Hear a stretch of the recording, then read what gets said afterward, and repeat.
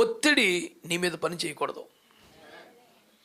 దేవుని ఆత్మ ప్రేరేపణతో నడిపింపుతో నువ్వు సాగాలి.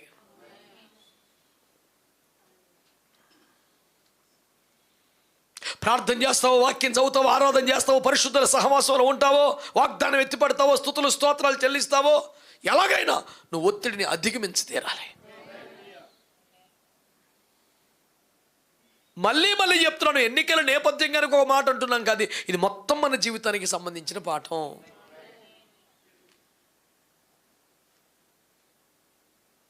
జయించాల్సిందే, గెలవాల్సిందే.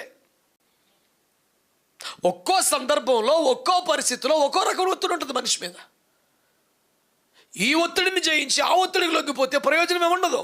ఇందాక చెప్పాను కదా, 6 పేపర్లో 2-3 పాస్ అయ్యి 1 పోతే పోయినట్టే. యాకోబు పత్రిక 2వ అధ్యాయంలో 10 ఆజ్ఞల్లో 1 ఫెయిల్ అయితే మొత్తం 10 పోయినట్టు అన్నాడు.